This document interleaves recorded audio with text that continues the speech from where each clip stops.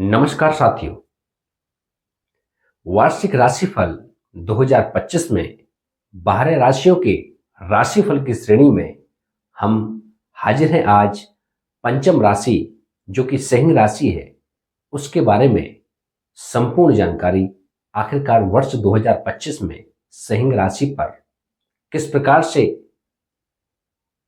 धन लाभ, रोजगार, स्वास्थ्य, विवाह, संतान और परिवार, चल अचल संपत्ति को बेचना, खरीद फरोख्त, मानसिक तनाव और राजनीति, इनका कैरियर ये कैसा रहने वाला है, इन सब के बारे में संपूर्ण जानकारी सिंह राशि के जातकों के लिए आज हम देने जा रहे हैं। मित्रों, वर्तमान समय में सिंह राशि का जो समय है वह अच्छा नहीं है, यह बिल्कुल जग जाहिर है, क्योंकि इस समय कहीं ना कहीं शनि भी सप्तम भाव में बैठ करके इनके व्यवसाय में, पत्नी के साथ में, और कहीं ना कहीं ऐसी स्थिति बना रहा है कि इनको समस्याओं का सामना करना ही पड़ रहा है। तृतीय दृष्टि भाग्य भाव पर है तो भाग्य भी इस समय दुर्बलता लिए हुए है। सप्तम दृष्टि इनकी खुद लग्न पर है, इन पर है, तो कहीं ना कहीं रोग, रिपु, ऋण, इन सभी पर बाधाएं इस समय इन पर सवार हैं। तो वहीं अगर हम देखें सर्वप्रथम जनवरी माह को लेकर के, तो जनवरी माह में शुक्र के गोचर से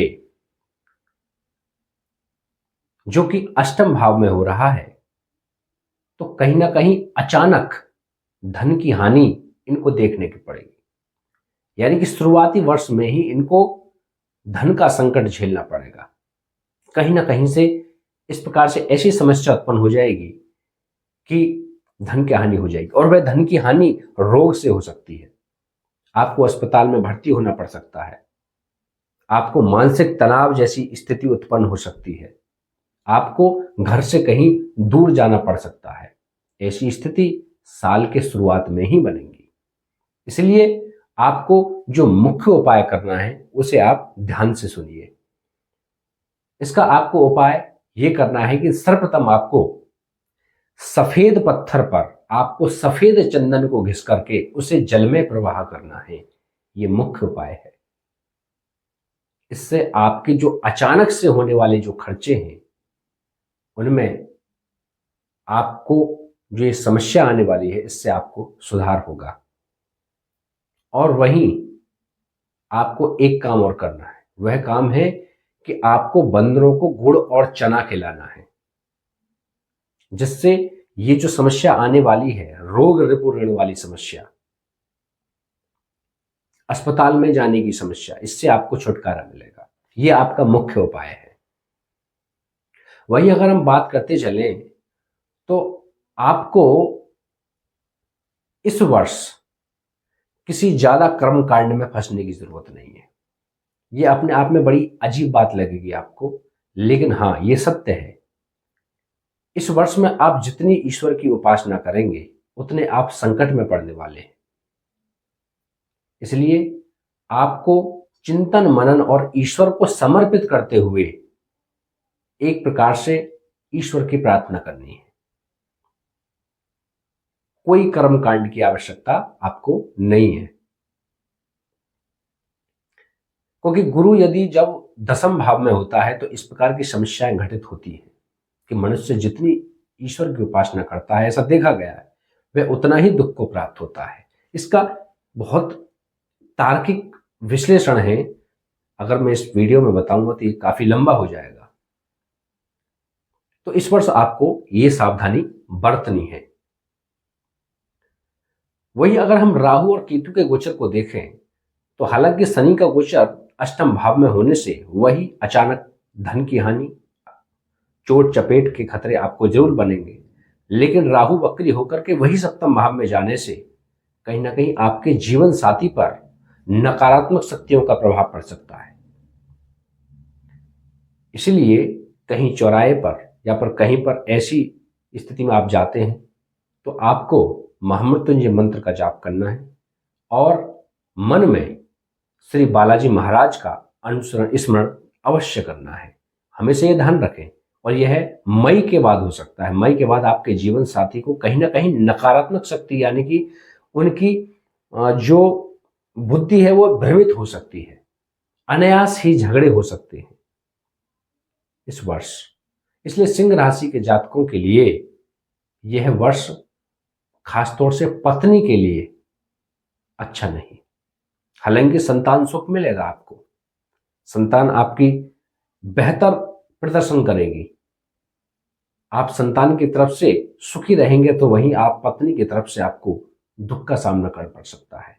पत्नी इस समय रोगिणी रह सकती है, यह इस समय आपको देखने को मिलेगा। इसलिए आपको इस समय क्या करना है कि जो आवारा कुत्ते जो होते हैं, आप उनको प्रतिदिन जो पहली रोटी है उसे खिलाएं। यदि संभव हो सके तो पहली 3 रोटी, जिसमें एक रोटी कौवा को, दूसरी रोटी गाय को और तीसरी रोटी कुत्ता को, यदि आप ये कर सके तो ये बहुत ही उत्तम है। इससे शुक्र का भी, शनि का भी, राहु का भी, सभी का उपाय हो जाता है और ये श्रेष्ठ है। मैं तो कहता हूं यह प्रत्येक जातक को करना चाहिए। इसलिए यह उपाय आपके लिए बहुत ज्यादा जरूरी है। और घर के दक्षिण पश्चिम दिशा में आप पितरों का दिया जलाएं। जो आपके जो पितर हैं उनके नाम का आप दक्षिण पश्चिम दिशा, घर की जो दक्षिण पश्चिम दिशा होती है, नैऋत्य कोण जिसे बोलते हैं, उसमें आप दिया जलाएं और प्रार्थना करें कि हमारे ऊपर ये जो आए हुए संकट हैं उनको दूर करें और हमारे घर पर हमें आशीर्वाद प्रदान करें। तो यह मुख्य उपाय है। वहीं गुरु का जो गोचर है वह आपका एकादश भाव में होगा, जो कि आय का भाव है। वहीं पर मंगल वक्री होकर के आपके लाभ स्थान में आएंगे। तो इस समय आपको कहीं ना कहीं जो आय के जो स्रोत हैं, कमाने के जो जरिए हैं, उसमें बाधा पड़ सकती है। लेकिन वहीं 14 मई 2025 के बाद में गुरु के गोचर से इसमें आपको राहत प्रदान होगी। तो यह वर्ष आपके लिए आय के स्रोत खोल सकता है। तो यह समय आपका रोजगार के क्षेत्र के लिए, रोजगार के लिए और आय के स्रोत के लिए बहुत अच्छा है। आप इस समय खूब अच्छा कमाएंगे। इस समय आपको रोजगार मिलेगा, खूब आप रोजगार करेंगे। बस संकट इतना ही है, पत्नी को लेकर के, परिवार को लेकर के और अपने शरीर को लेकर के इस समय आप परेशान हो सकते हैं। तो आप इन उपायों को करें। आपका ये जो वर्ष है बहुत ही उत्तम जाने वाला है। अब हम बात करते हैं विवाह के योग। इस समय, इस वर्ष आपके विवाह के कोई योग नहीं है। हालांकि यदि आपकी जो वैयक्तिक कुंडली होगी उसके हिसाब से यदि इस वर्ष में आपके सप्तमेश की कोई दशा पड़ रही है, सप्तमेश से कोई संबंध बन रहा है, या गुरु का गोचर एक अच्छी स्थिति में हो रहा है, तो कहीं ना कहीं विवाह के योग बन सकते हैं। लेकिन वर्तमान में राशि को देख करके यह कोई ऐसा अनुमान नहीं लगाया जा सकता कि कोई विवाह के योग बने हुए हैं। कर्ज की स्थिति आपको इस समय लग सकती है, कर्जे बरकरार रहेंगे। कोई नया कर्जा आप ना लें वरना फंस सकते हैं। परिवार की तरफ से देखें तो मई तक परिवार में थोड़ा सा संकट की स्थिति बनेगी, कलह की स्थिति बनेगी, लेकिन उसके बाद में परिवार में एक सुखमय माहौल बनता चला जाएगा। वहीं आप मई 2025 तक कोई नई चीज ना ही खरीदें ना ही बेचें। यदि आप इस प्रकार से कोई नई चीज खरीदने और बेचने का कार्य करेंगे तो उसमें आप फंस सकते हैं, आपको घाटे की स्थिति देखने को मिल सकती है। मानसिक तनाव वहीं बरकरार रहेगा। आपको उपाय करने की आवश्यकता है। यदि आप उपाय करेंगे, और उपाय में क्या है, उपाय में वही है, बंदरों को आपको गुड़ और चना खिलाना है हर मंगलवार को। बालाजी महाराज जी के आगे आपको घी का दीपक जलाना है नित्य ही, और हनुमान चालीसा का पाठ करना है। जो आपका मानसिक तनाव लगा हुआ है, जो शरीर को रोग लगने वाले हैं, उनसे आपको अवश्य ही छुटकारा मिलेगा। और वहीं अगर बात करें राजनीति की, तो राजनीति में वही तटस्थ की स्थिति है। राजनीति में ऐसा कोई फेरबदल आपके लिए नहीं है।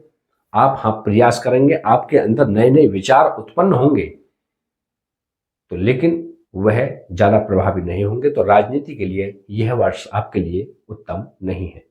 तो यह था सिंह राशि के जातकों का हाल। आगे हम आएंगे अगली राशि के बारे में, उसके बारे में संपूर्ण चर्चा करेंगे। नमस्कार।